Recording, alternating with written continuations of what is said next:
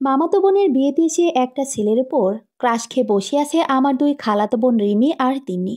এখন ওদের ক্রাশকে দেখার জন্য আমাকে টানাটানি করে নিতে এসেছে। আমি নীরা, মামাতো বোনের বিয়েতে এসেছি।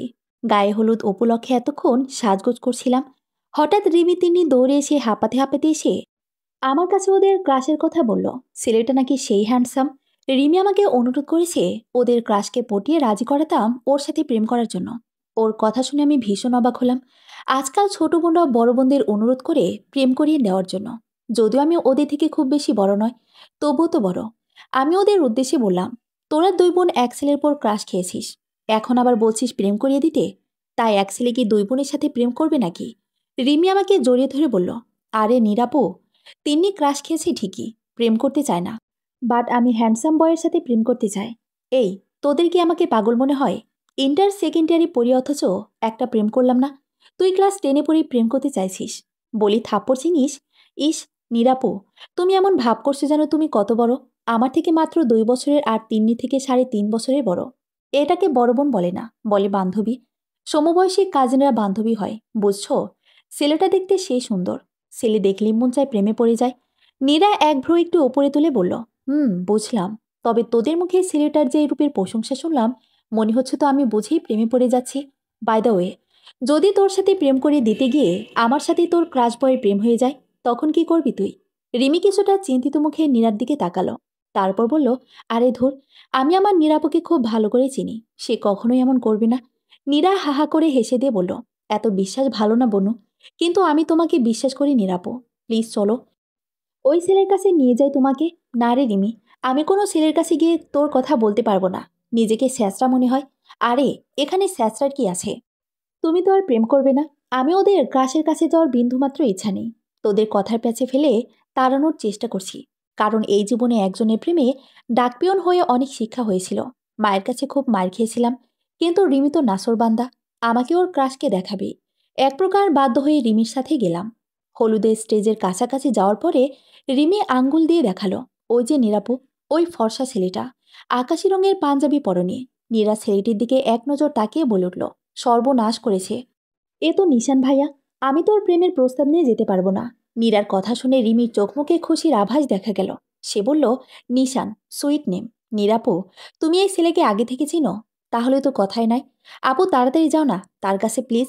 নীরা রিমির দিকে চোখ রাঙিয়ে বলল, আমি ওনাকে অনেক আগে থেকেই চিনি। দুনিয়াতে এত পোলা থাকতে তোর ওনার দিকে নজর গেল কেন নিরাপু? তুমি কি ওনাকে ভালোবাসো? কথাটা বলে উঠল তিন্নি। তিন্নির কথা শুনে আমার মেজাজ খারাপ হয়ে গেল। আমি ওকে কিছুটা রাগী স্বরে বললাম, ওনাকে ভালোবাসতে যাব কেন? ওনার মতো বদরাগী পোলা দুনিয়ায় দুইটা নাই। সাথে আসতো ডেভিল। জানিস, উনি আমাদের মামাতো বোন লিজাপুর একমাত্র ছোট দেবর। লিজাপুর বিয়েতে যখন এসেছি তখন ওনাকে দেখেছি, সাথে ওনার ডেভিলগিরিও দেখেছি। তোরা তো তোদের পরীক্ষার জন্য লিজাপুর বিয়েতে আসতে পারিসনি, তাই চিনিস না। এই নিশান ভাইয়ের কারণে মায়ের হাতে সকলের সামনে মার খেয়েছিলাম। আগে তো কখনোই তোমার কাছে শুনিনি। পুরো কাহিনীটা খুলে বলো না প্লিজ। আমাদের কলিজার টুকরো মাইশা আপু, যার মাথায় দিনরাত প্রেমের চিন্তা ঘুরে, সে লিজাপুর বিয়েতে এসে তোদের handsome crush boy, I mean Nishan ভাইয়ের ওপর ক্রাশ খেয়েছে। তোদের মতো মাইশা আপুও আমাকে তার প্রেমের প্রস্তাব পাঠিয়েছিল। এক টুকরো কাগজে কি জানি লিখে দিয়ে দূর থেকে নিশান ভাইয়াকে দেখিয়ে বলেছিল তাকে দিয়ে আসতে। আমি আগে বেশি কিছু না ভেবেই তার কাছে কাগজটা দিলাম। আমি ওনাকে বললাম যে আমার এক আপু আপনাকে এই চিঠি দিয়েছে। তিনি এক নজর আমাকে দেখে কাগজ পড়ে আমাকে জিজ্ঞেস করলো, তোমার মা কই? আমিও সরল মনে তাকে আমার মায়ের কাছে নিয়ে যাই। উনি কাগজটা আমার মায়ের হাতে দিয়ে বলে, দেখুন আন্টি, আপনার মেয়ের মাথায় এই বয়সেই কী সব ঘোরে। মাকে আমি বোঝানোর ট্রাই করলাম, আমি না, চিঠিটা মাইশা আপু ওনাকে দিয়েছে। মাকে তো চিনিসই। সবার সামনে আমাকে থাপ্পড় লাগিয়ে ধমকাতে লাগলো। এরপর থেকে ওই বদরাগী পোলার থেকে আমি 10 হাত দূরে থাকি। যদিও দেখতে ভালো, কিন্তু এক নাম্বারের বদ। রিমি তিন্নিকে কাহিনী বলতে বলতে দেখি নিশান ভাইয়া আমার দিদিকে এগিয়ে আসে। তাকে দেখে আমরা তিনজনই ভয় পেয়ে গেলাম। তার নামে এতক্ষণ যেসব কথা বলছিলাম তা কি তিনি শুনে ফেললেন নাকি? আমাদের সামনে এসে একটা বাঁকা হাসি দিয়ে বললেন, নিশ্চয় আমাকে নিয়ে কথা বলছিলে। বেশ কিছুক্ষণ খেয়াল করে দেখলাম আমার দিকেই তিনজন হাঁ করে তাকিয়েছিলে। নিরামক ভেঙচে উত্তর দিল, আপনি কোথাকার কোন সেলিব্রিটি যে আপনার দিকে তাকিয়ে থাকবো? আমরা স্টেজটাই দেখছিলাম। নিশান মুচকি হাসল। নীরার সাথে তর্কে জড়ালো না। অথচ নিশান অনেক যাবৎ খেয়াল করে দেখেছে নীরার ওর সাথীগুলো ওকেই দেখছিল। নিশান গলাটা কেসে বলে উঠল, ভাবি ফোন দিয়েছিল, বলেছে আমার আশেপাশে কোনো সুন্দরী রমণী থাকলে তার কাছে পাঠাতে। তো আমার চোখের সামনে তোমরা আছো, তাই তোমাদের বললাম। কী কারণে লিজাপু যেতে বলেছে? গায়ে হলুদের বউকে চান্দিনা ধরে স্টেজে আনার জন্য, সাথে ভিডিও প্লাস একগাদা ছবি তোলার জন্য। ও আচ্ছা। আমরা বউয়ের চান্দিনা ধরার উদ্দেশ্যে হাঁটা দিলাম। রিমি তিন্নি কিছুটা এগিয়ে আর আমি ওদের থেকে একটু পেছনে। হঠাৎ পেছন থেকে কে যেন আমার হাতটা টেনে ধরল। তাকিয়ে দেখি নিশান ভাইয়া। আমি ওনার দিকে জিজ্ঞাসানোর দৃষ্টিতে তাকাতেই তিনি বললেন, তোমাকে অসম্ভব সুন্দর লাগছে। এতটা সুন্দর লাগছে যে ভাষায় বর্ণনা করতে পারবো না। ওনার মতো মানুষের মুখে আমার সৌন্দর্যের প্রশংসা শুনে আমি অবাক হয়ে গেলাম। তাকে কিছু বলবো এমন সময় দেখি মা আসছে। তাড়াতাড়ি তার থেকে চলে এলাম। এর আগে নিশান ভাইয়ের কারণে কত কাহিনী হয়েছে, এখন আবার ওনার সাথে দেখলে ঝামেলা হতে পারে। মা কাছাকাছি আসতেই মা আমাদের বলল, তোরা তিনজন এখানে কি করছিলি? এখানে সবাই ভিডিও করছে। লিজা তোদের খুঁজছে, মিমকে স্টেজে আনবে, তোরা চান্দিনা ধরবি সেজন্য। তাড়াতাড়ি যা। মা, সেখানেই যাচ্ছিলাম। মা চলে যেতে রিমি তিনি আমাকে ঘিরে ধরল। দুজনের এক প্রশ্ন, নিরাপু, নিশান ভাইয়া তোমাকে কি বলছিল? তোমার হাত ধরে। তোমাকে কি সে পছন্দ করে? ওদের কথা শুনে আমার মেজাজটা খারাপ হয়ে গেল। ওদেরকে বললাম তার আগামী শুক্রবার বিয়ে। আমার হাত ধরে তিনি বিয়ের দাওয়াত দিচ্ছিল। আমার সাথে তোরা যাবি তার বিয়ে খেতে? আহ, নিরাপু, মজা করো না। বলো না কি বলেছে। তুমি তার কাছে আমার কথাটা বলেছ? শোনো রিমি, বড় বোন হিসেবে তোকে একটা ভালো উপদেশ দেই। নিশান ভাইয়ের কথা বাদ দে। তুই তার যেই রূপ দেখে পাগল হচ্ছিস, সেই রূপ দেখে বহু মেয়ে তার উপর ক্রাশ খেয়েছে। আর বহু ক্রাশ খাওয়া ছেলেদের হাজারটা গার্লফ্রেন্ড থাকে। এদের ক্যারেক্টারে প্রবলেম থাকতে পারে। তাই বলছি কি? আমার কথা শুনে রিমি কেমন যেন খেপে গেল। সে কিছুটা চেঁচিয়ে বলে উঠল, সব ছেলেরা একরকম হয় না নিরাপু। আমার ক্রাশকে নিয়ে আর একটাও বাজে কথা শুনতে চায় না। তোমার সাথে আমার কোনো কথাই নেই, আমি গেলাম। বলে রিমি তেজ দেখিয়ে তিন্নিকে সাথে নিয়ে চলে গেল। আমি আটকাতে চেয়েও পারলাম না।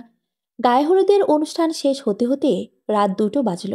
অনেক হৈহুল্লোড় করেছি, তবে পুরো হলুদের অনুষ্ঠান জুড়ে একটা জিনিস খেয়াল করেছি। সেটা হচ্ছে নিশান ভাইয়ের দিকে যতবার তাকিয়েছি ততবারই দেখেছি তিনি আমার দিকে তাকিয়েছিলেন। ব্যাপারটাতে আমার বেশ অস্বস্তি লেগেছে। বিয়ের দিন সকালে বড়রা সবাই মিমাপকে হলুদ লাগিয়ে গোসল করাছিল। আর ছোটরা মানে আমাদের বয়সী সবাই রং খেলা, কাদা ছোড়াছুড়ির প্রস্তুতি নিচ্ছিল।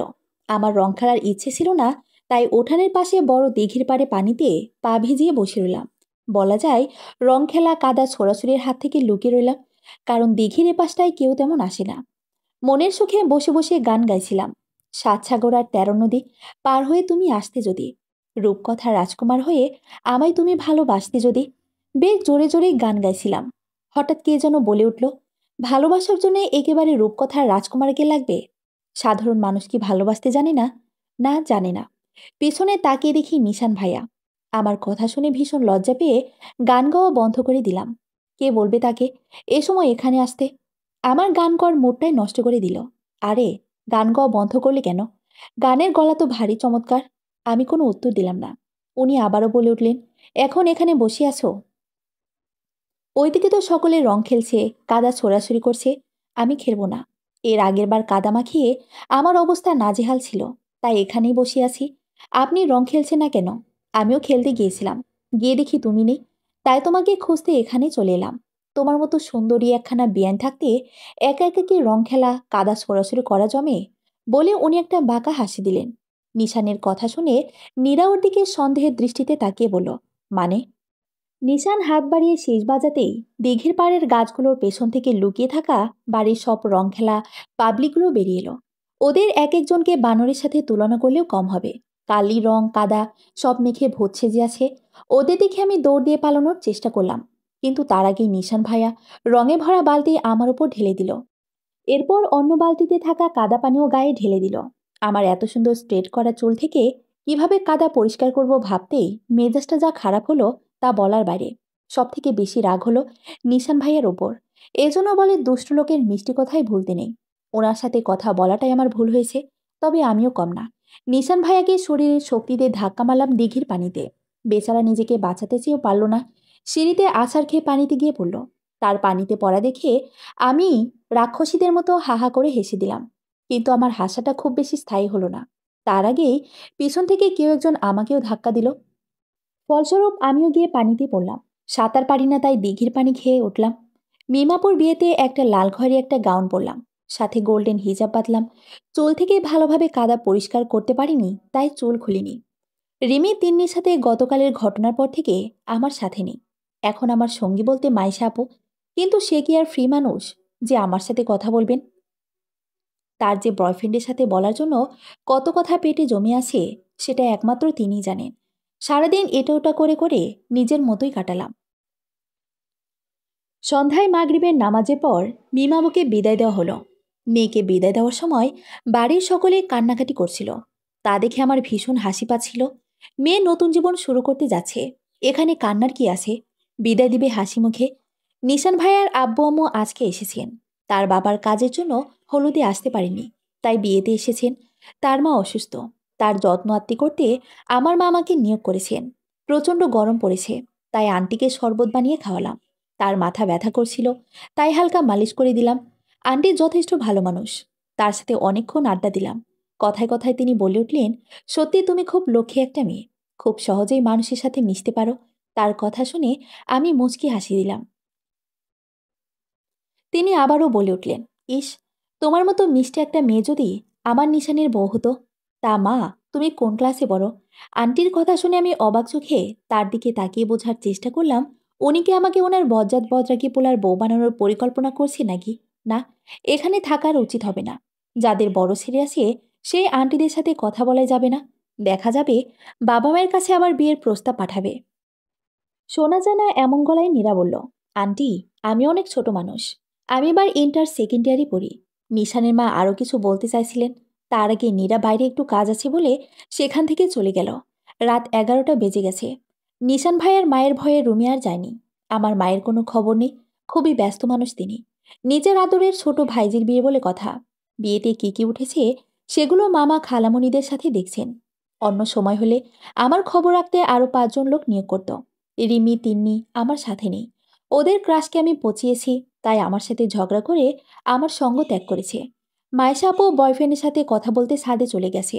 ইন্টারনেট কানেকশনও খুব লো, তাই এই গভীর রাতে বাইরে বসে বসে বোর হওয়া আর মশার কামড় খাওয়া ছাড়া আপাতত কোনো কাজ নেই। এখন আমার সঙ্গী বলতে ক্লাস 4-এ পড়া এক ভাগ্নি আর 2-তে পড়া এক খালাতো ভাই। বাড়ির পাশেই মেলা বসেছিল ঈদ উপলক্ষে। ঈদ চলে গেলেও মেলা শেষ হয়নি। বাড়ি থেকে তাকালে মেলা দেখা যাচ্ছে। মাঝখানে শুধু একটা বড় দিঘি। হঠাৎ আমার মনে হলো, এখানে বসে মশার কামড় খাওয়ার চাইতে মেলায় ঘুরে আসা অনেক ভালো। বিয়েবাড়ি তাই সব জায়গায় মানুষের সমাগম, সাথে আলোকিত চারপাশ। ভয় কি আমাদের? বেশি কিছু না ভেবেই আমার সাথে দুটোকে বললাম, কি রে ইকরা আর নাট বল্টু, মেলায় যাবে নাকি? কিছু কিনে দিতে পারবো না, শুধু ঘুরবো আর চিংড়ির মাথা ভাজা কিনে আনবো। তোদেরও সেখান থেকেই ভাগ দিব। হ্যাঁ হ্যাঁ, যাবো আপু, কিছু কিনে দিতে হবে না। বল্টু নাচতে নাচতে কথাগুলো বলল। আমি বললাম, চল তাহলে। কিন্তু এর মাঝে ইকরা আপত্তি জানালো, খালামণি, এখন তো রাত হয়ে গেছে। রাতের বেলায় একা একা গেলে মা খুব বকবে। ওর কথা শুনে আমি বেশ রাগ হলো। রাগে সুরে বললাম, বড়দের মতো একদম পাকনামি মার্কা কথা বলবি না। একা কই, আমরা তো 3জন আছি। তাছাড়া আমি তোর খালামণি। তাছাড়া আমি কলেজে পড়ি। এখনো কি আমাকে তোর খোকি মনে হয়? না, আসলে মা যদি বকে, তোর মা জানলে তো বকবে। এখন চল। মনের সুখে আমরা মেলায় যাওয়ার জন্য রওনা হলাম। উঠান থেকে মেলা দেখা গেলেও রাস্তা দিয়ে যেতে হলে অনেকখানি রাস্তা পেরোতে হয়। মনের ভিতর একটু ভয় উকিঝুঁকি দেখা দিল। তবে অর্ধেক রাস্তায় যখন এসে পড়েছি, তখন আর বাড়ি ফিরে যাওয়ার প্রশ্নই আসে না। 3জনে মেলায় ঘুরলাম, ভালোই লাগলো। একপাশে লটারির খেলা চলছে। লটারির টিকিট 10 টাকা। একটা বল হাতে নিয়ে অপর প্রান্তের বোতলগুলোর একটাতে লাগাতে পারলে গিফট পাওয়া যায়। আমারও খেলতে খুব ইচ্ছে করলো, কিন্তু সেখানে অনেক ছেলেদের ভিড়। সেখান থেকে চলে আসার সময় হঠাৎ চোখে পড়ল রিমি তিন্নিদের ক্রাশ মানে নিশান ভাইয়ের ওপর। এখানে এই বজ্জাতের হাড্ডিটা আমার দিকে কেমন রাগে চোখে তাকিয়ে আছে।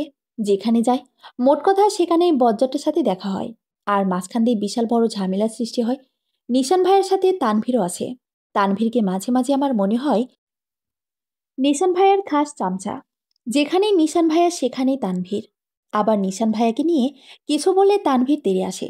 যাই হোক, নিশান ভাইয়াকে দেখে সেখান থেকে চলে আসলাম। কোনো ঝামেলা করতে চায় না। এখন মূল টার্গেট হচ্ছে চিংড়ির মাথা ভাজা কিনে তাড়াতাড়ি বাসায় ফিরে যাওয়া। মা যদি জানে এত রাতে আমি মেলায় এসেছি, তাহলে পিটি আমার শরীরের চামড়া তুলে ফেলবে। চিংড়ি মাছের দোকানে যাব, তার আগেই একদল ছেলে সেখানে মারামারি লেগে গেল। সেই মারামারি দেখার জন্য আরো ছেলের ভিড় জমে গেল। সব ছেলেদের মাঝখানে আমি দাঁড়িয়ে আছি, সাথে পিচ্ছু দুটি নেই। শরীর কেমন জানি অজানা ভয়ের শিহরণ বয়ে গেল। কোনো মতে ছেলেদের ভিড় ঠেলে ঠুলে বের হয়ে এক কোনায় চলে এলাম। এর মাঝে 4-5টা ছেলে আমাকে টেনে একটা অন্ধকার ভাঙা দোকানের দিকে নিয়ে যাচ্ছে। অতিরিক্ত ভয়ে মুখ দিয়ে কোনো কথা বের হচ্ছে না। ওদিকে কেউ দুপক্ষের মারামারি দেখতে ব্যস্ত, আবার কেউ থামাতে ব্যস্ত। আমাকে যে ছেলেগুলো নিয়ে যাচ্ছে কেউ কিছু বলছে না। আমিও যে চিৎকার, লোকজনের কাছে সাহায্য চাইব, সেইটুকু গলার স্বরও আসছে না।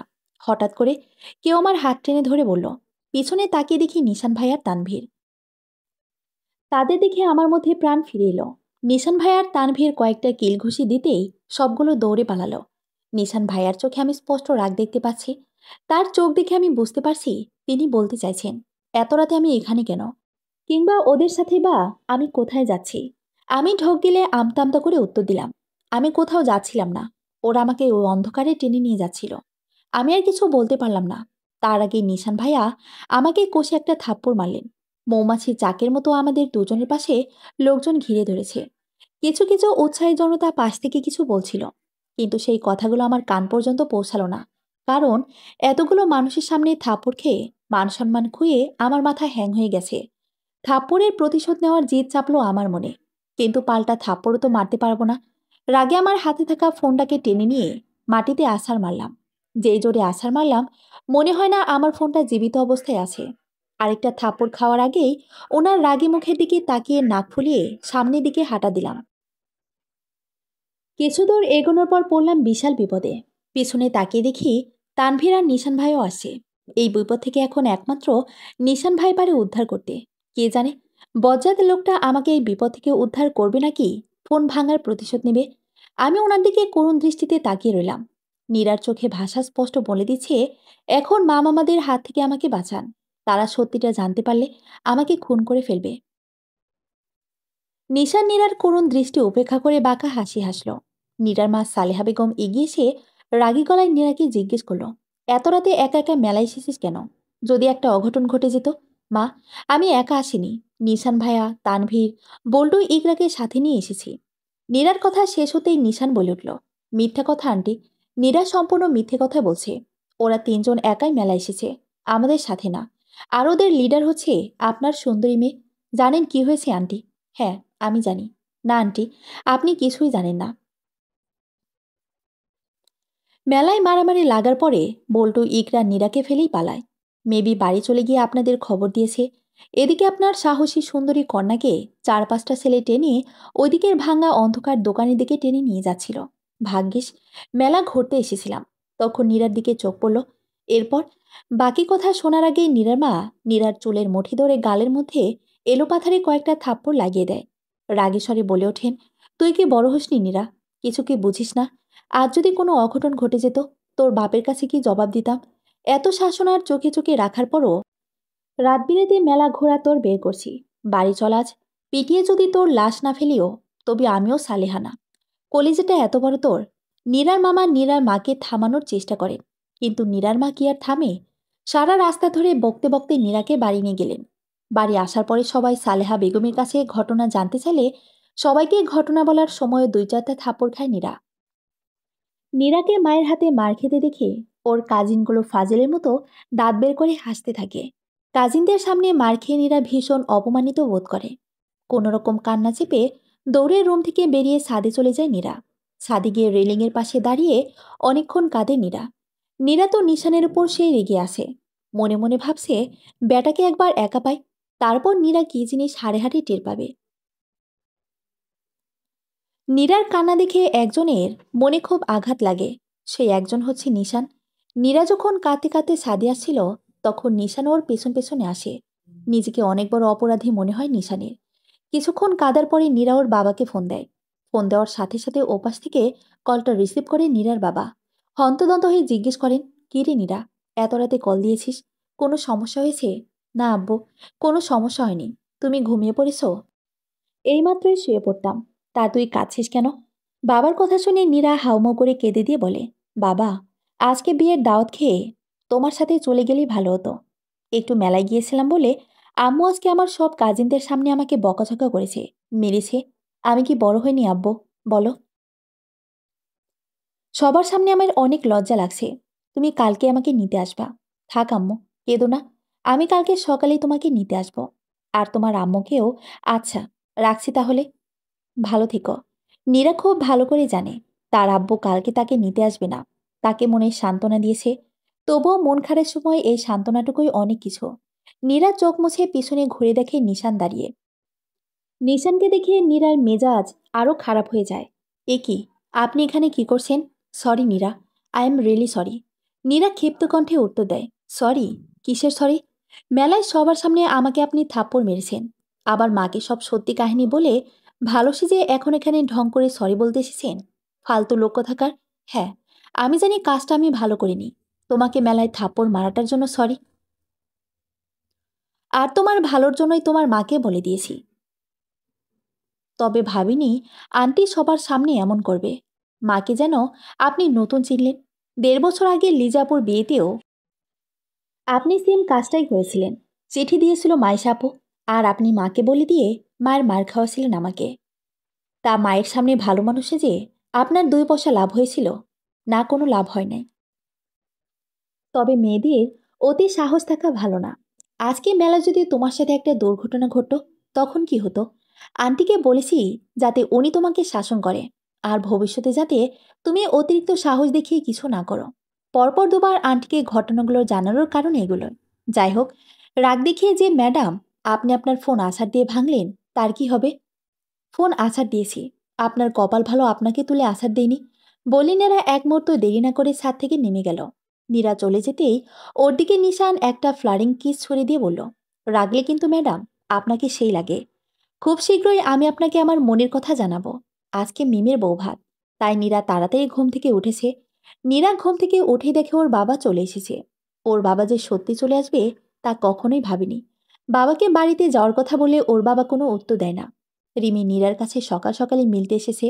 নীরাকে পাগল বানিয়ে ফেলছে নিশানের কাছে ওর ব্যাপারটা বলার জন্য।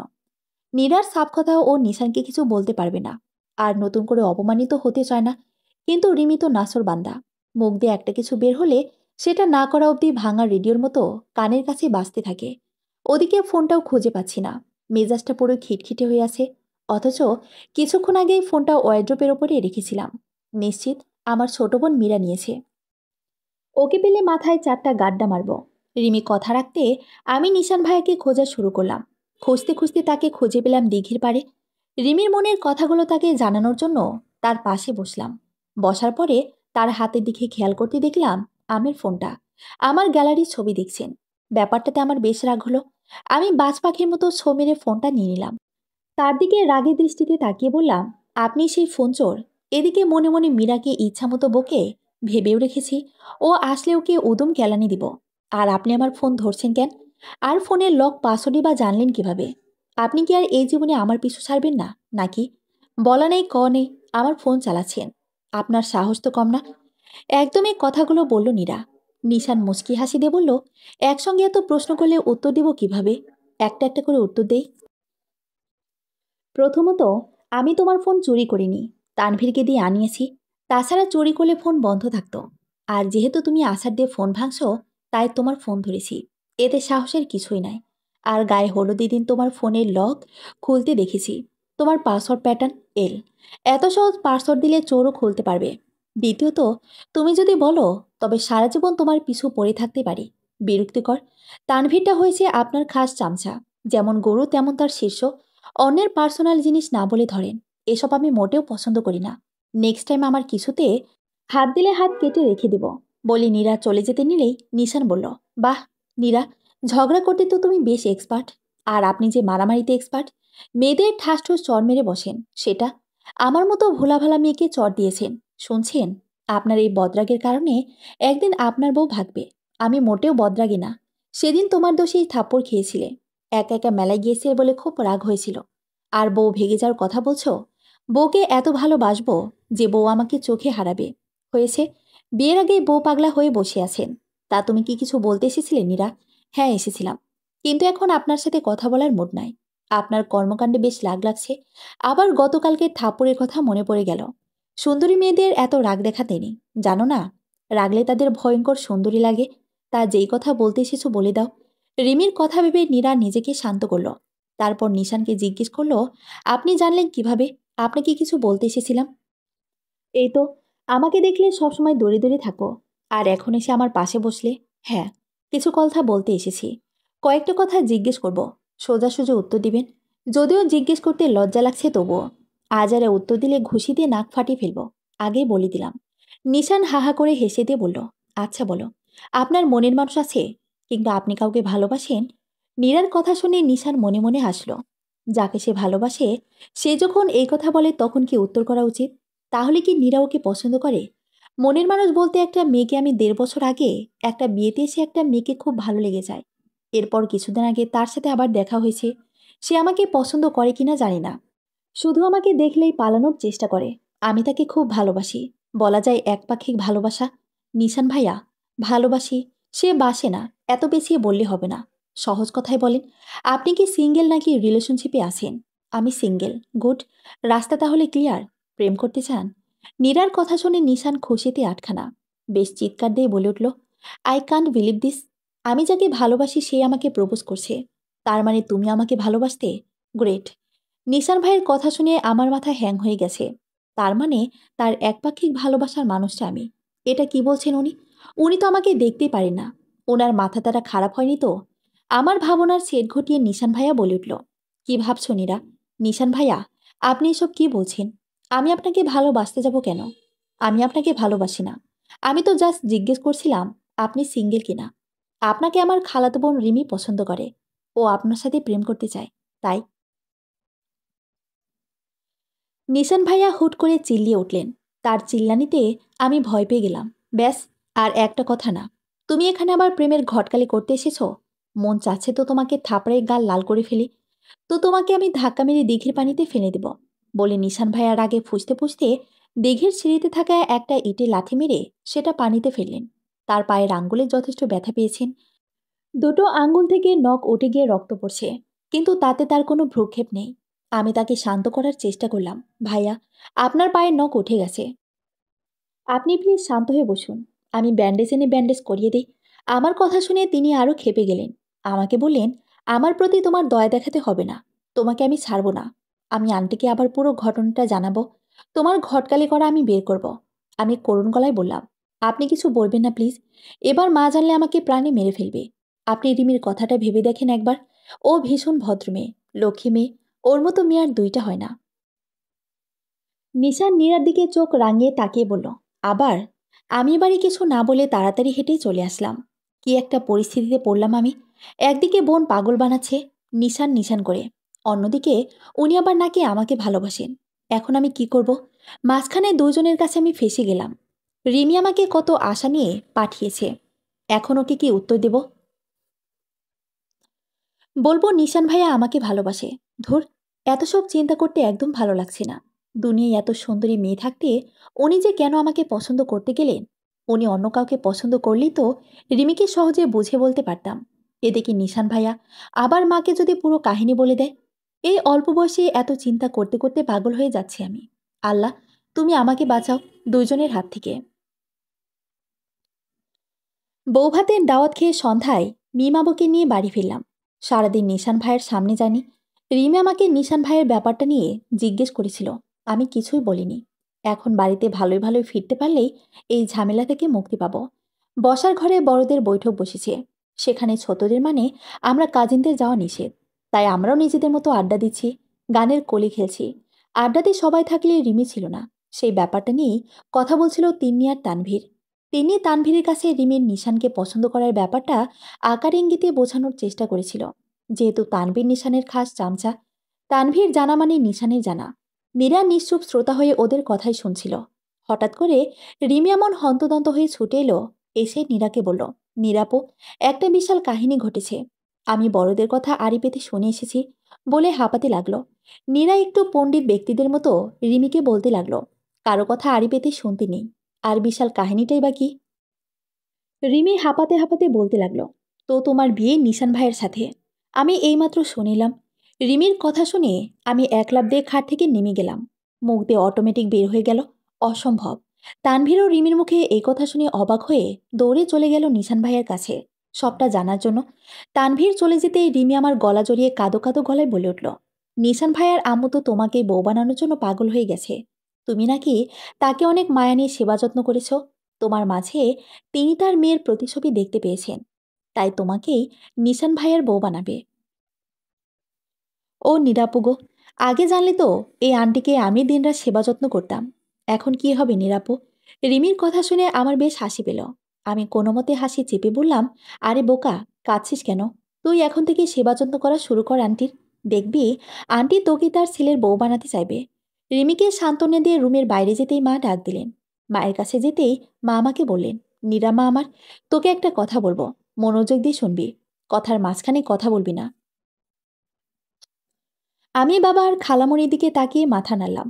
আমরা আসলে তোর সাথে নিশানের বিয়ে দিতে চাই। নিশানের মা তোকে ছেলের বউ বানাতে চায়। এত বড় সিদ্ধান্ত তো আমরা একা নিতে পারি না। তোর বিয়ে হবে, তোরও তো মতামত আছে, তাই না? তোর বিয়ের আলাপ আলোচনা করতেই তোর বাবা এখানে সকাল সকাল এসেছে। আমরা সবাই রাজি, সব ঠিকঠাক। এখন তুই রাজি হলেই বিয়েটা হবে। তুই কি রাজি মা? মায়ের কথা শুনে আমার মেজাজ খারাপ হয়ে গেল। মায়ের দিকে তাকিয়ে বললাম, সবেমাত্র ইন্টার সেকেন্ড ইয়ারে পড়ি আম্মু। এখন আমি বিয়ে শাদী করব না। আমি ছোট মানুষ। আগে এইচএসসি কমপ্লিট করে অনার্সে ভর্তি হই, তারপর না হয় তোমরা বিয়ের চিন্তা করো। নীরার কথা শুনে ওর মায়ের পছন্দ হলো না। নিজেকে ছোট বানিয়ে রাখবি না নীরা। আমার তো এসএসসি পাশের পরে বিয়ে হয়েছিল, তাই বলে কি আমি কলেজে পড়িনি? আমিও বিয়ের পর এইচএসসি কমপ্লিট করেছি। তাছাড়া অনার্সে ভর্তি হবি তো 6 মাস পরে। শুধুমাত্র এইচএসসি পরীক্ষা হওয়ার অপেক্ষা মাত্র। তোর তো 18 বছর হয়েছেই। তোমাদের জামানা আর এই জামানা এক না। তোমাদের সময় বাল্যবিয়ের হার কত ছিল, আর এখন কত? 6 মাস পরে আমি যখন অনার্সে উঠব, তখন বিয়ের জন্য ছেলে দেখো। অনার্সে ওঠার আগে আমি বিয়ে করব না। নিশান ভাইয়াকে তো নাই। আমার কথা শুনে মা কিছুটা ক্ষেপে গিয়ে আমাকে কিছু বলবেন, তার আগে খালামণি বললেন, আপা তুই থাম, আমি নীরাকে ব্যাপারটা বুঝিয়ে বলছি। নিরাম্য শোনো, নিশানের আম্মা মাঝে মাঝে ভীষণ অসুস্থ হয়ে পড়েন। তার ছোট ছেলের বউ দেখার অনেক স্বাদ, কিন্তু নিশানের তো বিয়ের বয়স হয়নি। কিছুদিন আগে নিশান ইঞ্জিনিয়ারিং করেছে। নিশান চাকরি খুঁজছে, তাই তিনি নিশানের জন্য বউ দেখছেন। কাউকে তার মনে ধরেনি, তোকে পছন্দ হয়েছে। এজন্য তিনি শুভ কাজে দেরি করতে চান না, আর তোকেও পড়াশোনা করাবে। নিশান ছেলেটাকেও আমার যথেষ্ট সার্ফোডিভ মনে হয়েছে। দেখতেও যথেষ্ট সুন্দর, আচার ব্যবহারও খুব ভালো। এত ভালো ছেলে আমরা হাতছাড়া করতে চাই না। আর নিশানকে বিয়ে না করার কোনো কারণে আমি দেখছি না। আচার ব্যবহার ভালো দেখলে কই? তিনি তো 1 নম্বরের বদরাগী। তাকে আমার একদমই ভালো লাগে না। তার চেয়ে ভালো হয় খালামণি রিমির সাথে ওনার বিয়ে দাও। আমার কথা শুনে মা আমার দিকে তেড়ে এলেন। দেখেছিস সালমা, তুই আমাকে বলিস না আমি এত বড় মেয়েকে কেন মারি। সব সময় মুখে মুখে তর্ক করে। আহ আপা, তুই এত হাইপার হয়ে যাচ্ছিস কেন? এই বয়সে মেয়েরা তো এমনই হয়। এই বয়সটা আবেগের। তুই কি যে কোনো কথা বুঝিয়ে বলবি? তা না করে তুই রেগে যাস। তোর মতোই জেদি তোর মেয়ে। এরপর খালামণি আমার দিকে তাকিয়ে বললেন, আম্মু, তুমি যে রিমির সাথে বিয়ে দেওয়ার কথা বললে, রিমি সবেমাত্র টেনে পড়ে। ওর কি বিয়ের বয়স হয়েছে নাকি? ও তো ছোট মানুষ। আর বড় রেখে কি কেউ ছোটকে বিয়ে দেয়? হুম। নিশান ভাইয়ের সাথে প্রেম করার জন্য আমাকে ধরেছে, সে আবার ছোট মানুষ। খালামণি আবারও বললেন, তুমি রাজি হয়ে যাও। আমরা কথা বলেছি, ওনারা শুধু এখন বিয়ে পড়িয়ে রাখবে। তোমার পরীক্ষার পরে অনুষ্ঠান করব আমরা। আমি মুখ ভেঙচি উত্তর দিলাম, আমি কিছু জানি না। শুধু এতটুকু জানি আমি এখন বিয়ে করব না। বলে রুম থেকে বেরিয়ে আসলাম। পিছনে খালামণি আম্মু ডাকছিল। আমি ঘুরে তাকাইনি। এখন তাদের প্যান প্যানানি শোনার বিন্দুমাত্র ইচ্ছা নাই। মুডটাকে রিফ্রেশ করতে ফোনটা হাতে নিয়ে ছাদে যাচ্ছিলাম ইন্টারনেট ব্যবহার করতে। ঘরে ইন্টারনেট কানেকশন একেবারেই লো। কয়েক সিঁড়ি বেয়ে ওপরে ওঠার পর দেখি নিশান ভাইয়া। তিনি হয়তো ছাদ থেকে নামছিলেন। আমাকে নিচু স্বরে ডাক দিলেন, নীরা। সকালের কাহিনী মনে পড়তেই আমি না দেখার ভান করে পাশ কাটিয়ে চলে যেতে লাগলাম। সে পেছন থেকে আমার হাতটা টেনে ধরল। হঠাৎ টান দেওয়ার আমি পড়ে যেতে যেতে রিলিং ধরে নিজেকে সামলিয়ে নিলাম। কি সমস্যা আপনার? হঠাৎ আমার হাত ধরেন কেন? তোমার সাথে অনেক গুরুত্বপূর্ণ কথা আছে আমার। আমার আপনার সাথে কোনো কথা নেই। আমার হাত ছাড়ুন। বলে নীরা ওর হাতটাকে একটা ঝাড় দিল। কিন্তু নিশান ওর হাতটা ছাড়ল না, বরং আরো শক্ত করে ধরল। আমার কথা না শুনলে ছাড়ব না। দেখুন, আমি অতটা বেহায়াও নই যে যার হাতে চড় খেয়েছি তার সাথে কথা বলবো। উফ, আগের কথা বাদ দাও। আমি যে তোমার হবু বর সেটা জানো? নীরা নাক ফুলিয়ে মুখ আরেক দিকে ঘুরিয়ে বলল, আমি এই বিয়েতে রাজি হইনি। সো আপনি আমার হবু বড় না, আমি আপনার হবু বউ না। আপনি কি মানুষ বলুন তো? আপনার সাথে প্রেম করতে রাজি হলাম না বলে সরাসরি আন্টিকে দিয়ে বিয়ের প্রস্তাব পাঠিয়ে দিলেন। আমি মাকে কিছুই বলিনি। মায়েরই তোমাকে ভীষণ পছন্দ হয়েছে আমার বউ হিসেবে। যাই হোক, আজকে কিন্তু বেগুনি থ্রি পিস পরে তোমাকে অসম্ভব সুন্দর লেগেছে, পুরো আমার বউয়ের মতো। মানে, আপনার আরেকটা বউ আছে? ছি, মানুষ কি খারাপ! এক বউ থাকতে আবার কেউ আরেকটা বিয়ে করতে চায়?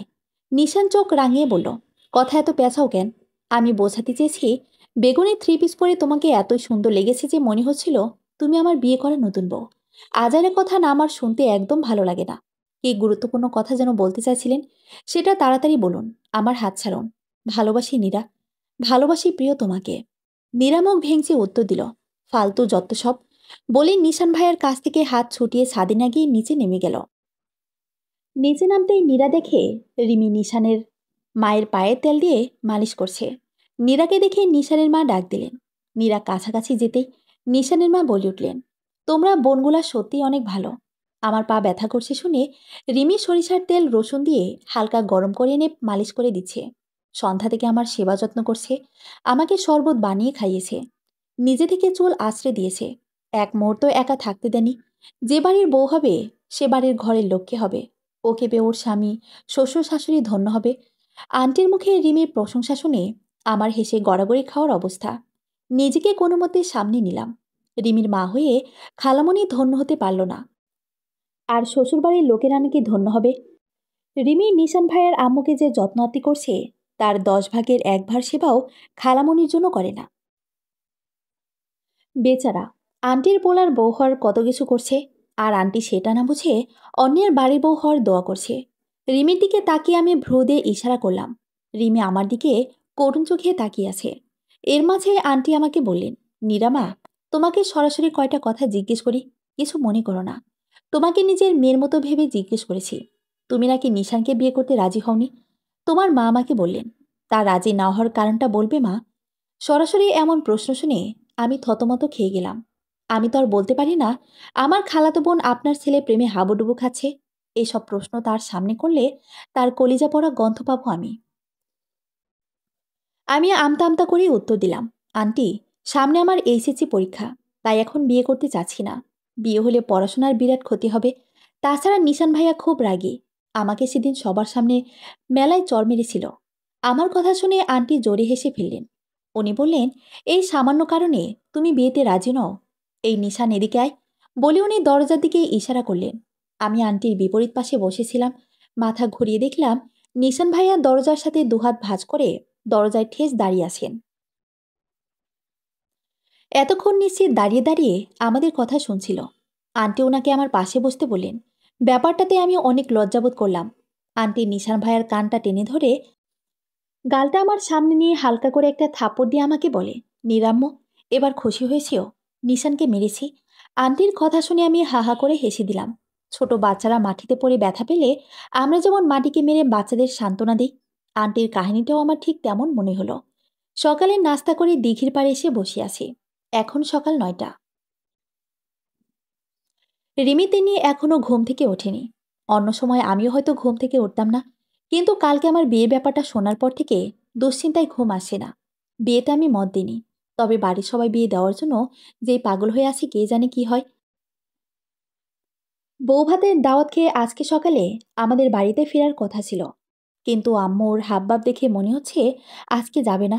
প্রতিবার আম্মু সেম কাজ করে।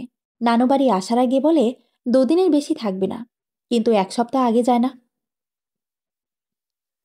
মামা মামি থাকার জন্য জোর করে, আর আম্মুও থেকে যায়। নানু বাড়িতে এসে এতদিন থাকতে ভালো লাগে না। আগে লিজাপু, মিমাপু ছিল, তাও একটু ভালো লাগতো। এখন তো তাদেরও বিয়ে হয়ে ব্যস্ত হয়ে গেছে তারা।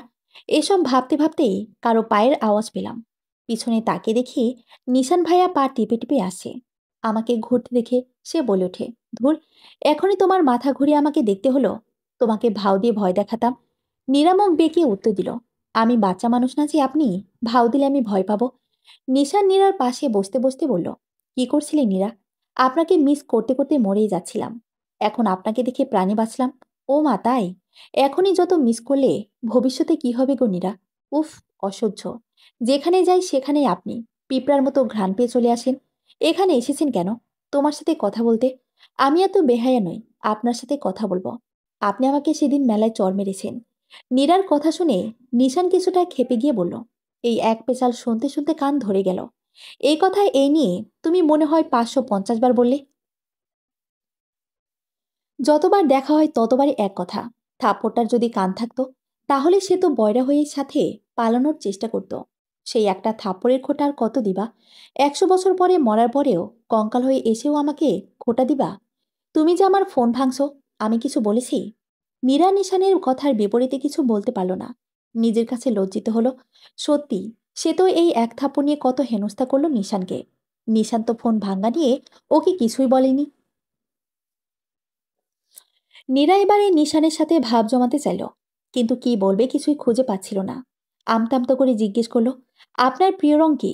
নীরার প্রশ্ন শুনে নিশান এক ভ্রু উপরে তুলে বলল, কি রাগী ম্যাডাম, এখন এত ভালো ব্যবহার। সবসময় তো আমি কিছু জিজ্ঞেস করলেই প্যারাবাঁকা মার্কা উত্তর দাও। তবে রাগলে কিন্তু তোমাকে ভয়ঙ্কর সুন্দরী লাগে। ধ্যাত, আপনার সাথে ভালো কথা বলাও ভুল। নিশান কিছু বলবে এরই মাঝে রিমি নীরাকে ডাক দিল। নিশান বলে উঠল, রিমি মেয়েটা একটা গাধা, হাঁটুর নিচে বুদ্ধি। কত কিছু করে রাগী ম্যাডাম নিজ থেকে একটু কথা বলতে এসেছে। নিশান পুরো কথা শেষ করার আগেই নীরা বলল, খবরদার, আমার বোনকে গাধা বলবেন না। আরেকবার বললে আপনার খবর আছে। তবে আপনাকে যতটা খারাপ ভেবেছিলাম ততটা খারাপ আপনি না। বলে নীরা দৌড়ে চলে গেল। নিশা নীরা দৌড়ে চলে যাওয়ার দিকে অবাক চোখে তাকিয়ে ভাবতে লাগলো, নীরা শেষ কথাটা আসলে কি বলতে চাইছিল। নীরা রুমে আসার সাথে সাথে রিমি বলল, নীরাপু, তোমার কাছ থেকে একটা কথা গোপন করেছিলাম। শোনার পরে প্লিজ তুমি আমাকে বোকা দিও না। কি কথা শুনি?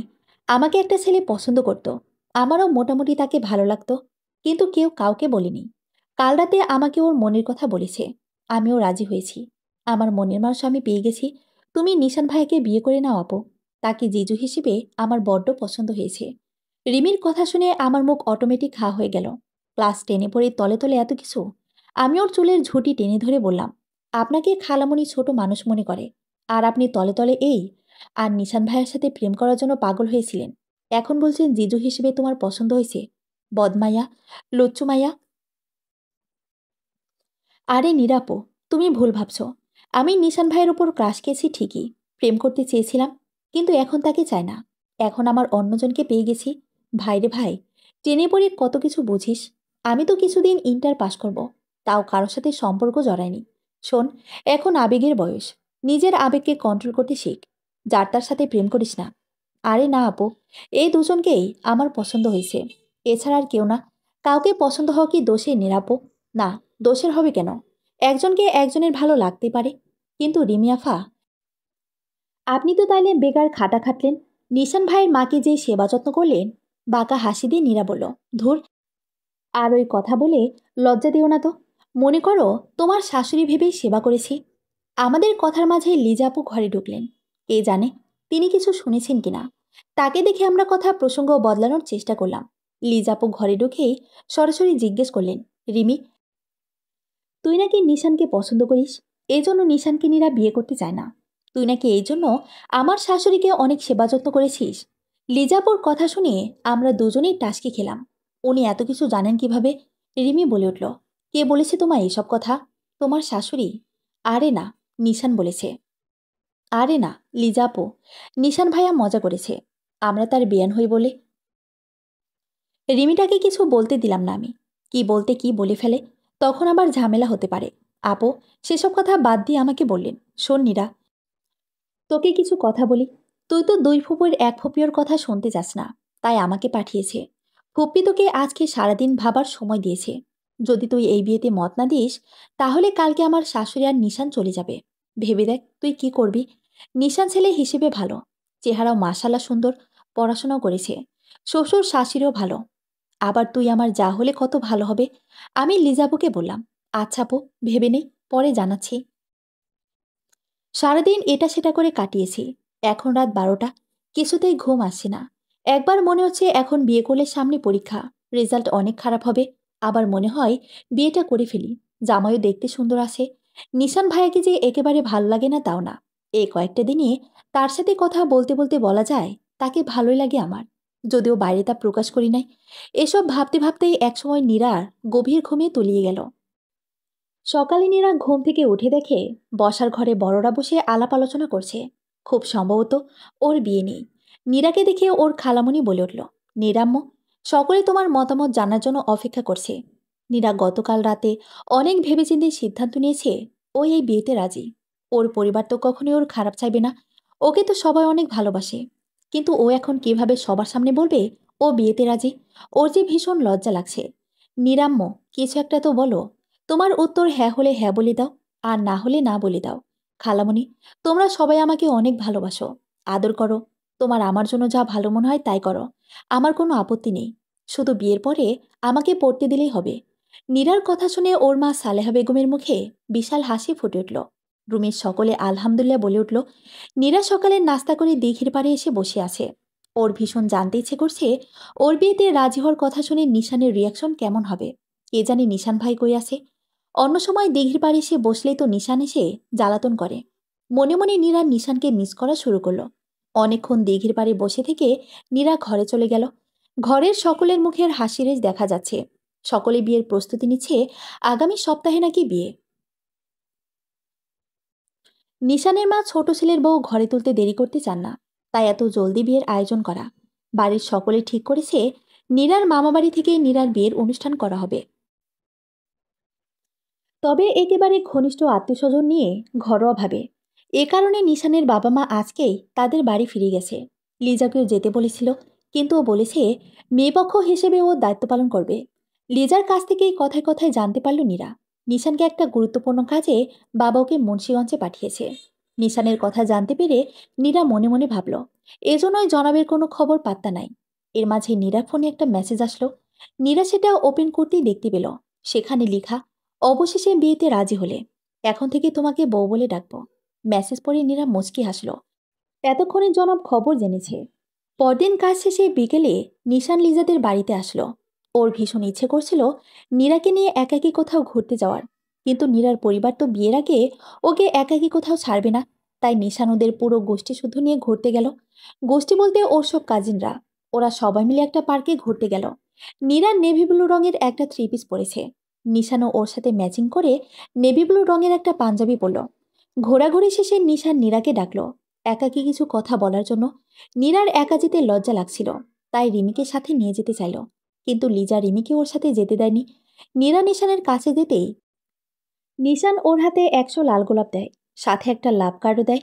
সেখানে লেখা, সারা জীবন থাকতে চাই তোমার সাথে, ভালোবাসি প্রিয় তোমাকে। নীরা ফুল আর লাভ কার্ড নিতে খুব লজ্জা লাগছিল। কিছুক্ষণ চুপ থেকে নিশান ওকে বলে ওঠে, নীরা, কিভাবে ঠিক বলা উচিত আমি জানি না, তবুও বলছি, আমরা দুজনে তো নতুন জীবন শুরু করতে যাচ্ছি। আগের কথা ভুলে আমাকে ক্ষমা করে দিও। জানি এই ক্ষমা চাওয়াটা আমার আরও আগে চাওয়া উচিত ছিল।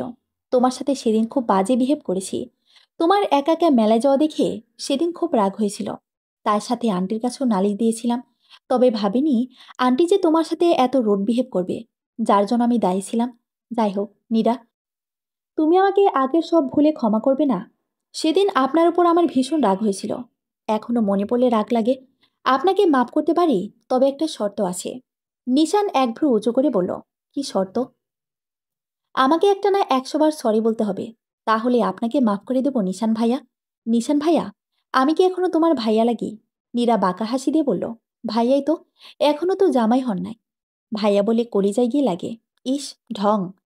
ভাইয়া থেকেই তো সায়া হয়ে গেলেন, এখন কি ভাইয়া না ডেকে চাচা বলে রাখবো? কথাটা বলে লজ্জায় নীরা 2 হাত দিয়ে চোখ মুখ ঢেকে ফেলল। থাক, আর লজ্জা পেতে হবে না। এই যে, আপনি কিন্তু আমাকে 100 বার সরে বলেননি। এড়িয়ে যাচ্ছেন। আরে না, এড়িয়ে যাব কেন? এখনই বলছি, sorry sorry sorry sorry sorry. এভাবে নিশান নীরাকে একটানা সরি বলেই যাচ্ছে। 36 বার সরি শোনার পরে নীরার আর সরি শুনতে ভালো লাগছিল না। কিন্তু শাস্তি তো শাস্তি। নীরা দাঁড়িয়ে দাঁড়িয়ে নিশানের 100 বার সরি বলা শুনল। নিশানের সরি বলা শেষ হলে হাঁপাতে থাকে আর বলতে লাগে, সারা জীবনেও মনে হয় এতবার সরি কথাটা বলি নাই। আজকে যতবার বললাম, খুব শিক্ষা হয়েছে আমার। এই শাস্তি সারা জীবন মনে থাকলে, যার কারণে আমিও ভালো ছেলে হয়ে থাকবো। নীরা দাঁত বের করে হেসে বলে, গুড, মনে থাকে যেন। আপনাকে এবারের মতো মাফ করলাম। চলুন, এবার আমরা ওদের কাছে ফিরে যাই। নীরা, তোমাকে একটা কথা বলি। বলুন। আমার খুব ইচ্ছে তোমার সাথে পাশাপাশি হাত ধরে হাঁটার। আমার ইচ্ছেটা পূরণ করবে? অবশ্যই করব, তবে আজকে না। এখন তাড়াতাড়ি ওদের কাছে ফিরে যায়। ওরা কি ভাববে? কতক্ষণ ধরে এখানে এসেছি। আমার খুব লজ্জা করছে। নিশান নিচু স্বরে বলল, আচ্ছা। বাড়িতে আসার পথে সবাই রেস্টুরেন্ট থেকে খেয়ে গেলেও শুধু নীরা খায়নি। ও একা রাস্তার ধারে বসে 3 প্লেট ফুচকা খেয়েছে। সবাই ওকে রাস্তার ধারের ফুচকা খেতে নিষেধ করেছে, তবু ও কারো কথা শোনেনি। 3 প্লেট ফুচকা খেয়েছে। নিশান ওদের সবাইকে বাড়িতে পৌঁছে দিয়ে নিজেদের বাড়িতে চলে গেল। তারও তো বাড়িতে বিয়ে নিয়ে অনেক কাজ আছে। এদিকে নীরা কারো কথা না শুনে 3 প্লেট ফুচকা খেয়েছে। এখন বাড়িতে আসার পরে ওর পেট ব্যথা হচ্ছে। পরদিন সকালে নীরা ওর ছোট বোন মীরাকে খুঁজছে দোকানে পাঠাতে ওর স্যালাইন কেনার জন্য। কিন্তু মীরা একা যাবে না, ওর সাথে কাউকে পাঠাতে হবে। মীরা অনেক বলে কয়ে মীরাকে 20 টাকা ঘুষ দিয়ে দোকানে পাঠালো।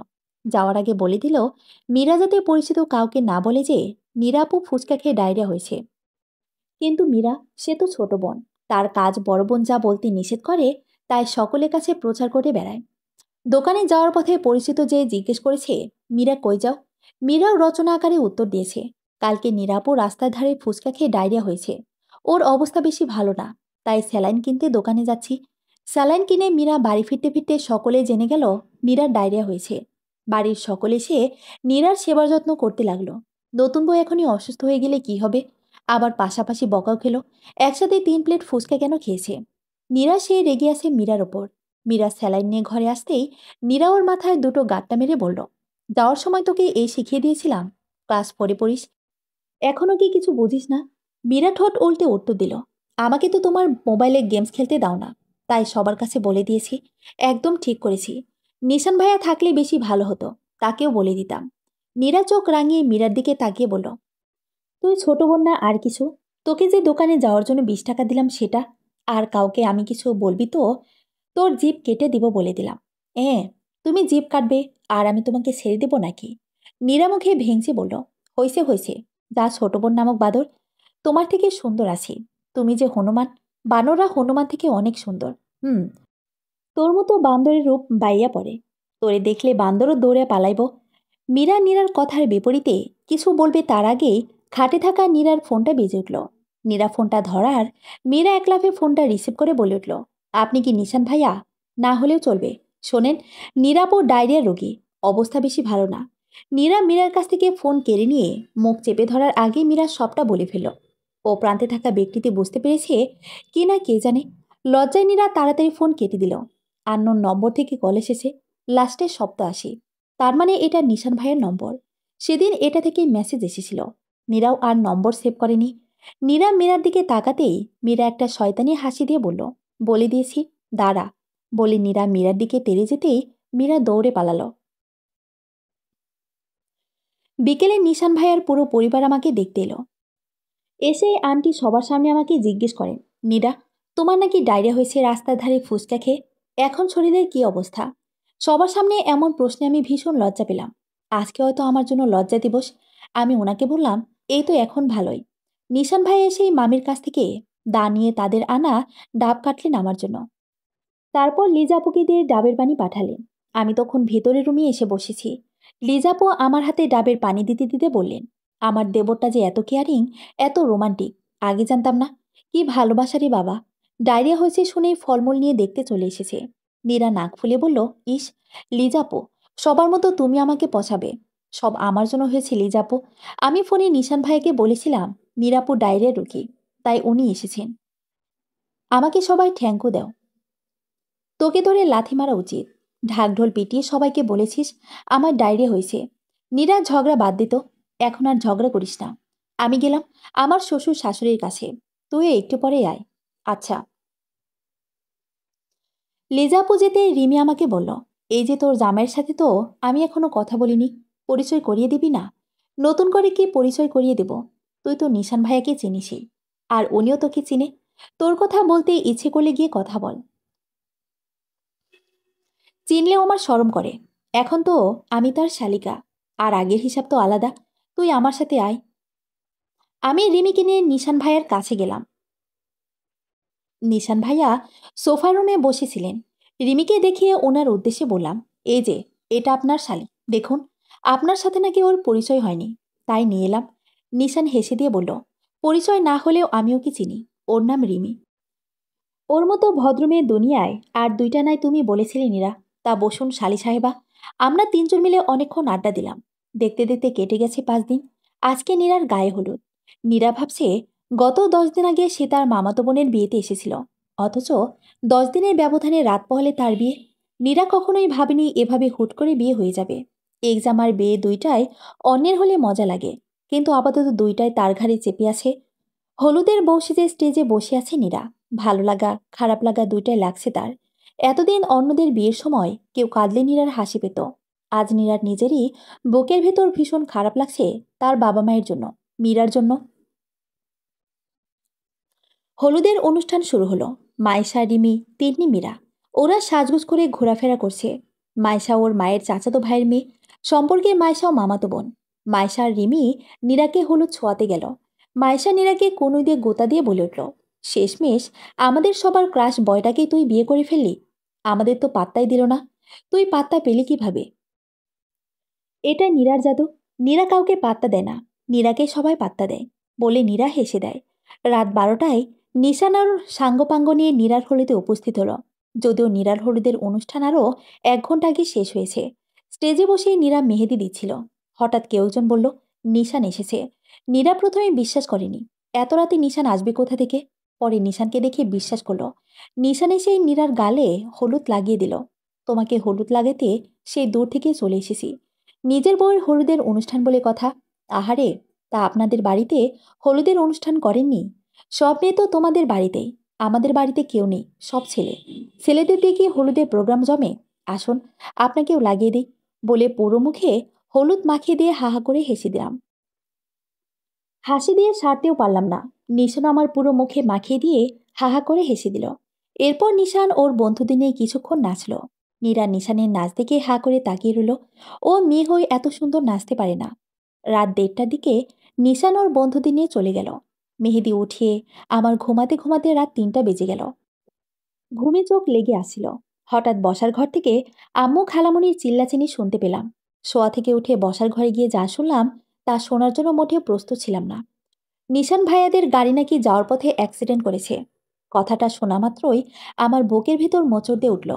বাড়ির বড়রা সকলেই সিদ্ধান্ত নিল নিশান ভাইয়াদের ওখানে যাবে।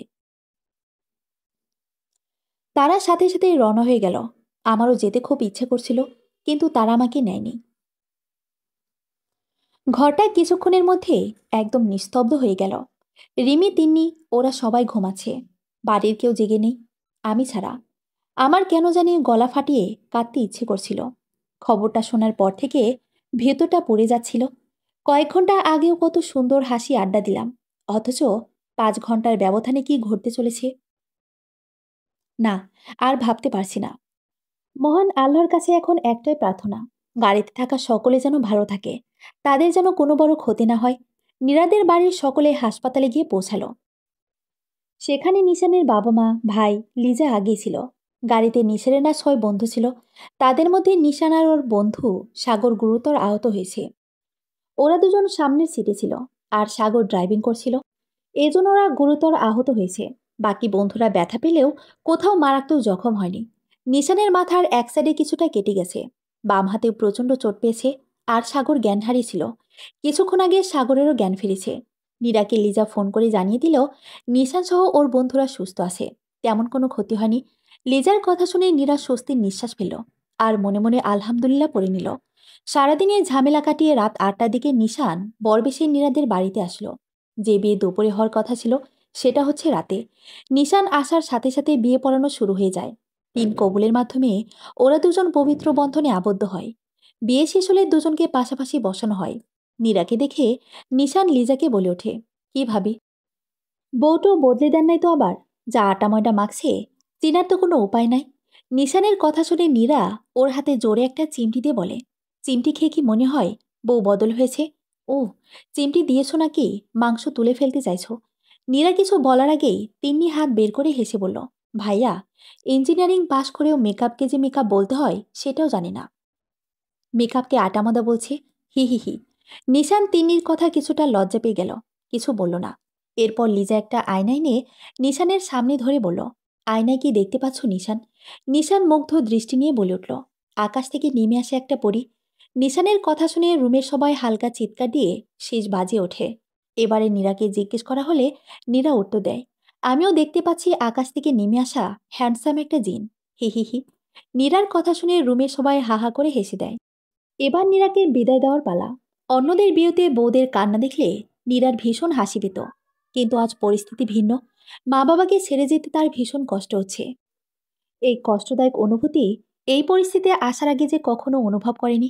যদিও বিয়ের আগে নিশানের পরিবারের সাথে কথা হয়েছে, ইন্টার পরীক্ষার পর্যন্ত নীরা ওদের বাড়িতে থাকবে, তবুও নীরার ভীষণ কান্না পাচ্ছে। নীরার বাবা নিশানের হাতে তুলে দিল। নীরা ওর বাবা মাকে জড়িয়ে ধরে কিছুক্ষণ কাঁদল। একটু পরে নীরা দেখে মীরা চিল্লিয়ে কাঁদছে আর বলছে, ও আল্লাহ গো, নীরাপও যাইতেছে গো। মীরার কান্না দেখে নীরা কান্নার মাঝে ফিক করে হেসে দিল। নিশান মীরাকে বলল, এভাবে কাঁদছ কেন? তুমি আমাদের সাথে চলো। মীরা কান্না থামিয়ে বলল, না গো নিশান ভাইয়া, আমি আম্মুকে ছাড়া থাকতে পারি না। আর এখন কাছে যাতে নীরাপও আমার বিয়ের সময় কাঁদে। ওরে বাব্বা, এই বয়সে কি চিন্তা। মীরার কথা শুনে সবাই অট্টহাসিতে ফেটে পড়ল, সাথে নীরাও হেসে ফেলল। নতুন বউটি নিশান রাত 12টায় বাড়িতে পৌঁছালো। চোখে হাজারো রঙিন স্বপ্ন নিয়ে নীরা শ্বশুর বাড়িতে পা রাখল। ওকে বরণ করে ঘরে নেওয়া হলো। রাত 1টায় কাজিনদের সাথে অনেক যুদ্ধ করে নিশান বাসর ঘরে ঢুকল। কাজিনদের কথা 3,000 টাকা না দিলে বাসর ঘরে ঢুকতে দিব না। অন্যদিকে নিশানের কথা, আমার বউ, আমার ঘর, তোদের কেন টাকা দিব?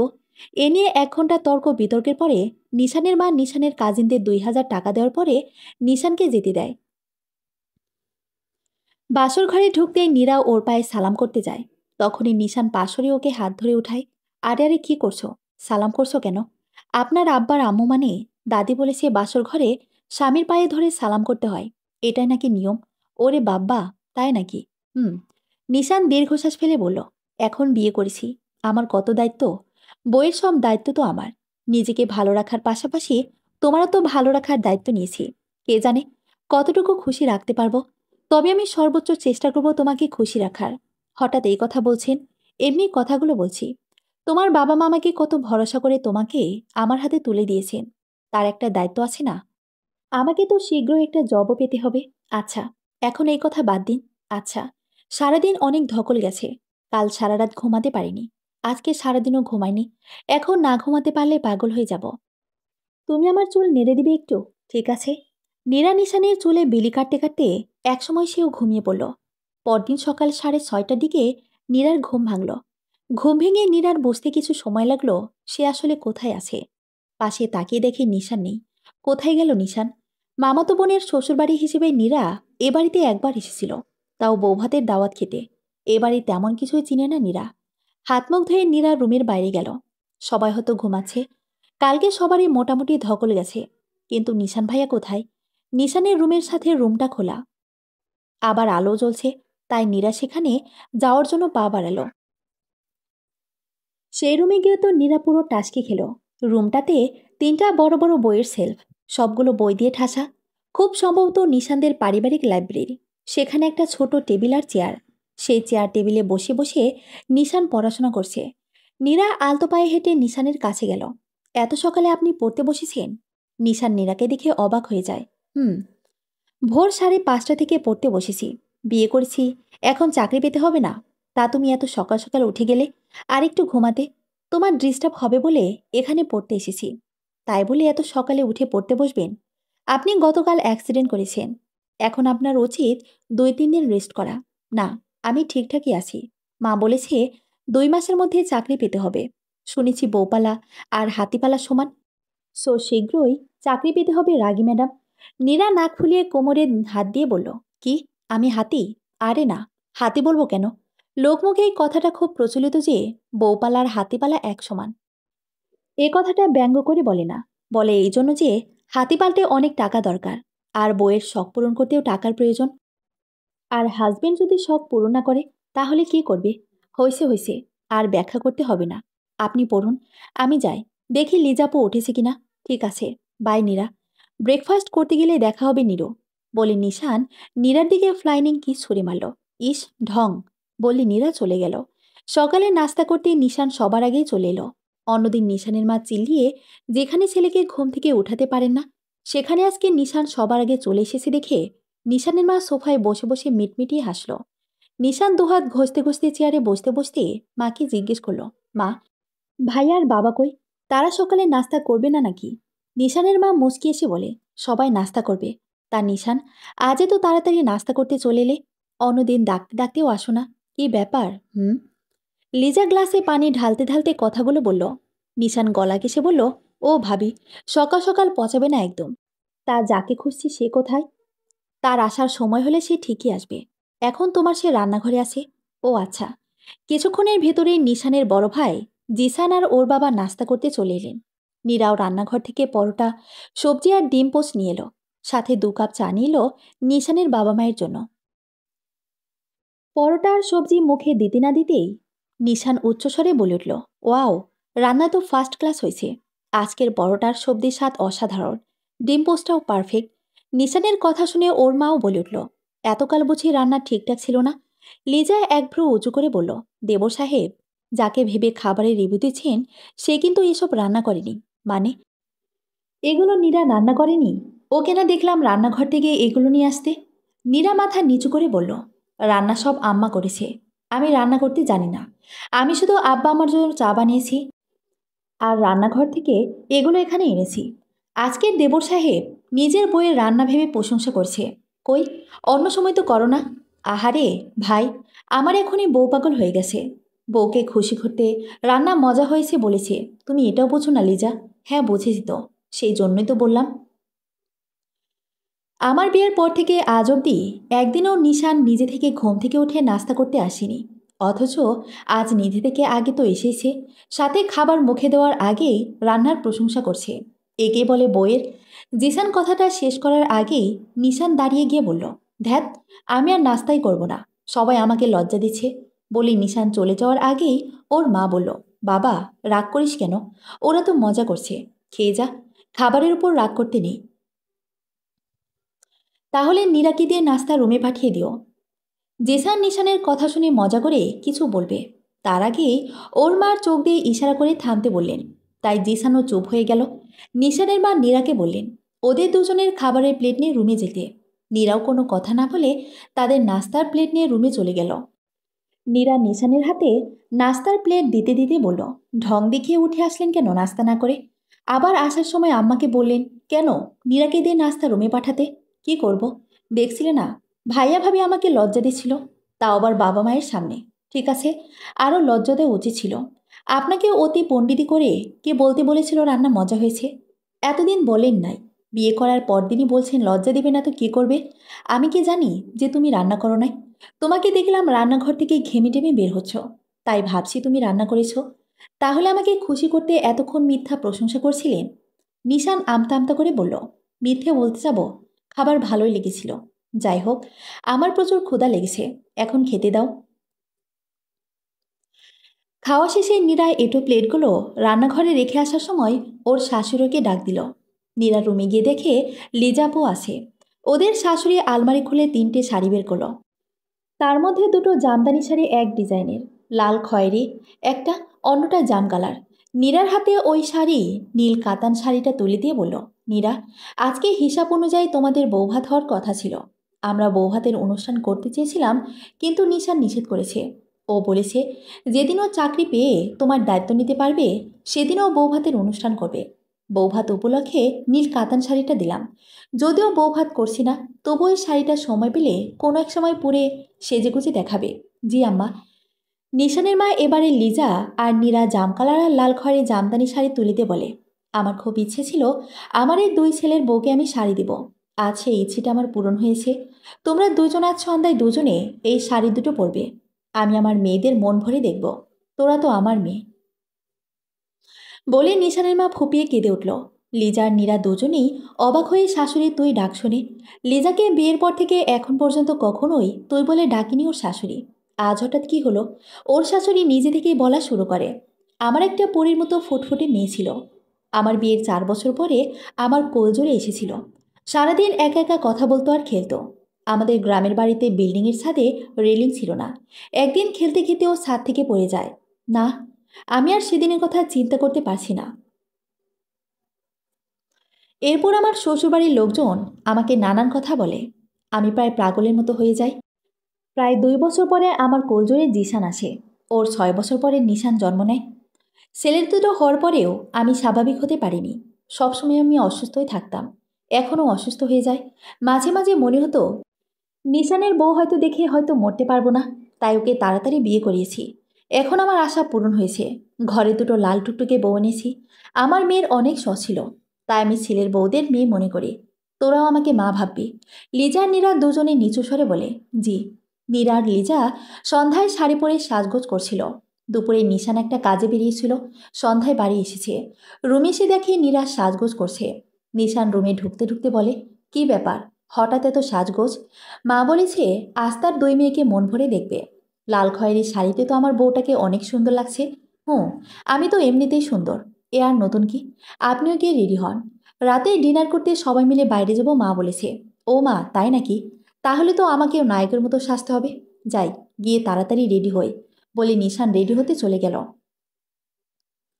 রাতে ওরা সবাই মিলে বাইরে ডিনার করতে গেল। নীরার খুব ভালো লাগছে এমন একটা মায়ের মতো শাশুড়ি পেয়ে। সকলে ঘোরাঘুরি করে অনেক রাতে বাড়ি ফিরল।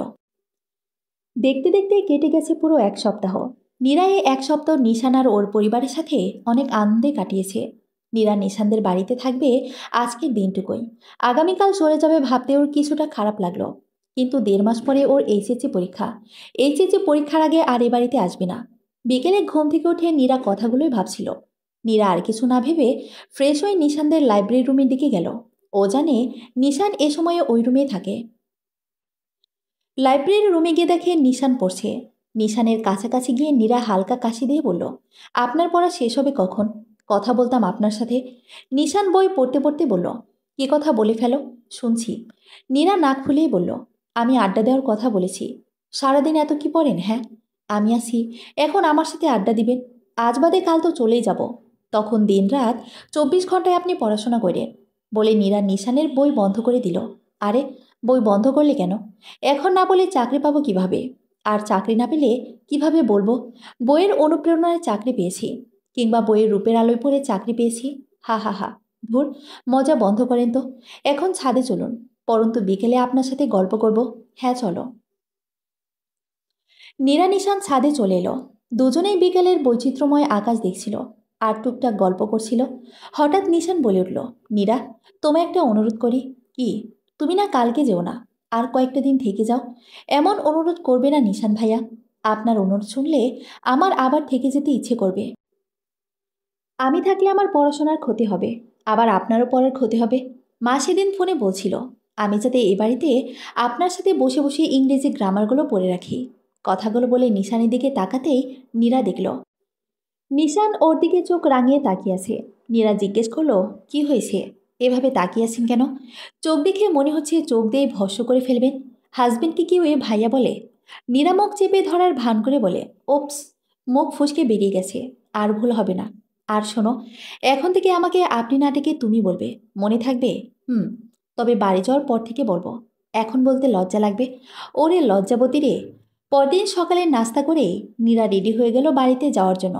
নিশান ওকে বাড়িতে দিয়ে আসবে। নীরার চলে আসার সময় নিশানের মা সবচেয়ে বেশি মন খারাপ করলো। নীরা কথা দিল পরীক্ষা শেষ হলেই চলে আসবে।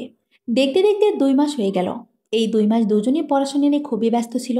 মাঝে তাদের একবার দেখা হয়েছিল। বাকি সময়ে টুকটাক ফোনে কথা হতো। নীরার পরীক্ষা চলছে। নিশান একটা ভালো চাকরি পেয়ে গেছে। জয়নিং 5 দিন পরে। দুই পরিবারের সকলেই নিশানের সাফল্যেই খুশি। নিশান সিদ্ধান্ত নিয়েছে নীরার পরীক্ষার পরে ঘরোয়াভাবে বৌভাতের অনুষ্ঠানও করে ফেলবে।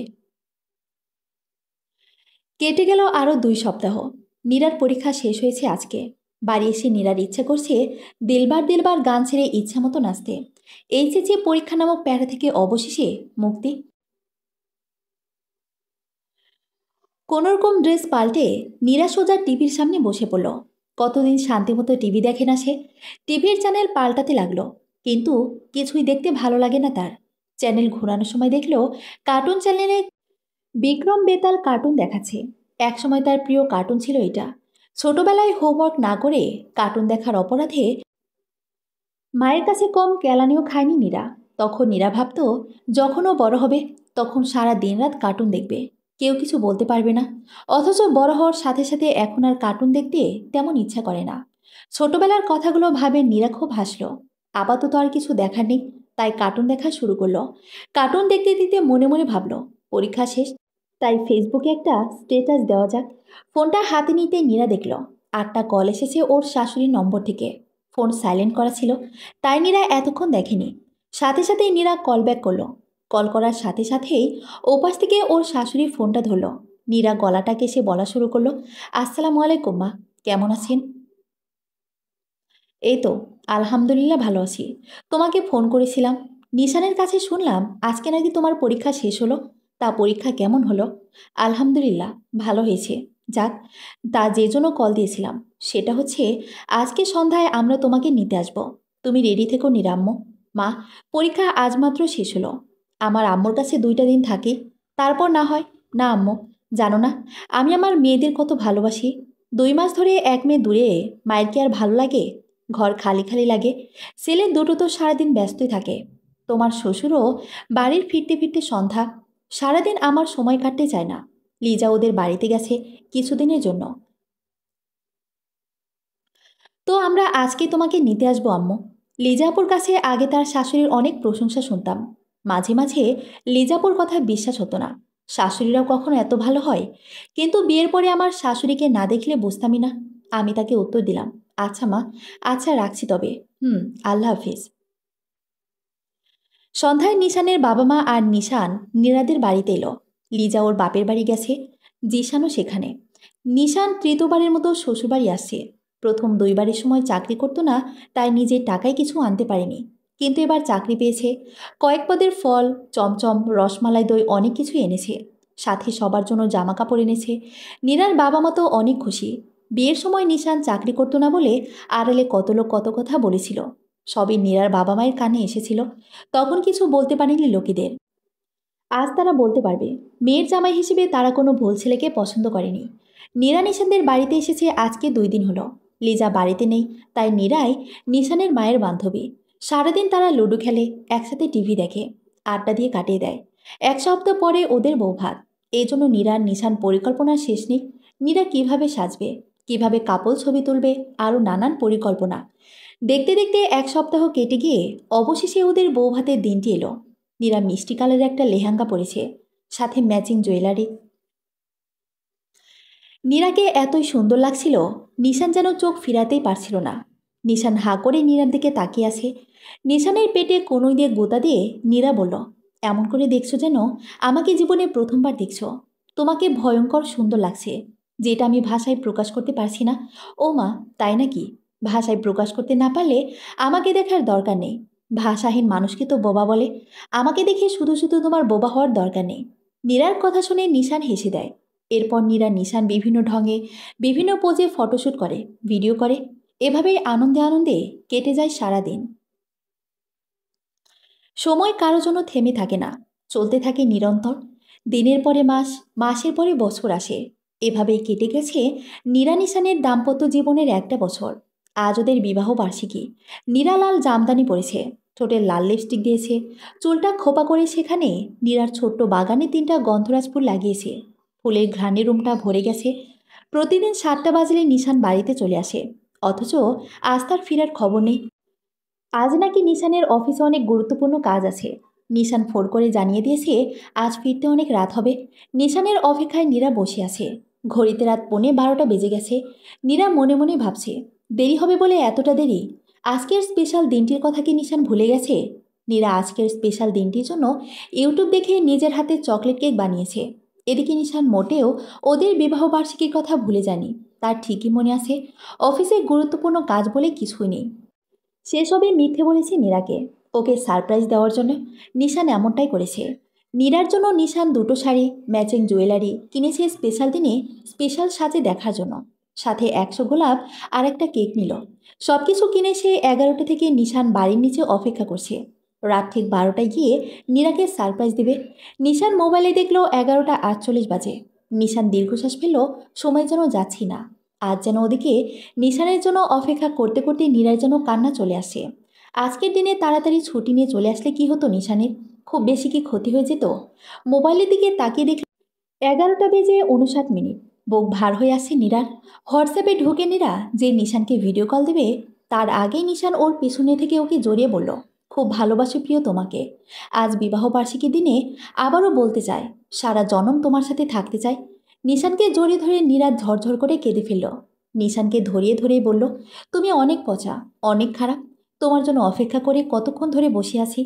নিশান নীরার চোখের জল মুছে দিতে দিতেই বলল, থাক শোনা, আর কাঁদে না। আজ আমার কোনো কাজই ছিল না।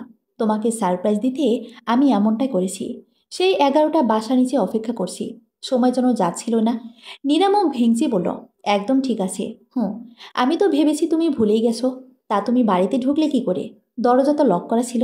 সারপ্রাইজ দেওয়ার প্ল্যান তো আগে থেকেই ছিল।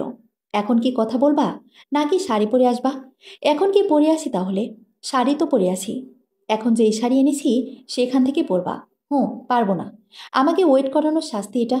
এমন করে না নিরু, তুমি না আমার লক্ষ্মী বউ। কালকে পরবো তাহলে। এখন চলো কেক কাটি। সবাইকে ডাক দাও। নিশান দাঁত বের করে হেসে বলে, বাড়িতে কেউ নাই। আম্মু আব্বু একটু আগে খালামণিদের বাড়িতে গেছে। ভাইয়া ভাবিও তাদের সাথে গেছে। নীরা অবাক হয়ে জিজ্ঞেস করলো, কখন গেল? আমি যখন বাড়িতে এসেছি তখন তারা গেছে। তাদের যাওয়ার প্ল্যান ছিল বিকেলে, কিন্তু আমি বলেছি রাতে যেতে। আর তোমাকেও না বলতে। তুমিও সাজতে সাজতে হয়তো খেয়াল করনি তারা যে বাড়িতে নেই। নীরা নিশানের বুকে কিল দিয়ে বলল, খারাপ। আমিও তাদের সাথে চলে যেতাম। তখন একদম ঠিক হতো। তোমার সারপ্রাইজ দেওয়ার 12টা বাজত। জানো, একবার আমার জন্মদিনের দিন বিকেলে আমার বান্ধবীরা সারপ্রাইজ দিতে বাড়িতে এসেছিল। কিন্তু তখন আমি মায়ের শপিংয়ে গিয়েছিলাম। ওরা আমাকে সারপ্রাইজ দিতে এসে আমাকে না পেয়ে নিজেরাই সারপ্রাইজড হয়ে গিয়েছিল। আজ তোমার সাথে এমন হলে একদম ঠিক হতো। না নিরু, তোমাকে যেতে দিলে না। তুমি যাবে। ওরা দুজন মিলে কেক কাটলো। দুজন দুজনকে কেক খাইয়ে দিল। দুজন দুজনকে আবারও কথা দিল, জীবনে হাজার বাধা আসলেও কেউ কাউকে ছেড়ে যাবে না। ভালো থাকুক নিশান নীরা, ভালো থাকুক সবাই। সমাপ্ত। ভুল ত্রুটি মার্জনীয়। সবাইকে অসংখ্য ধন্যবাদ। গল্পটা কেমন হয়েছে অবশ্যই জানাবেন।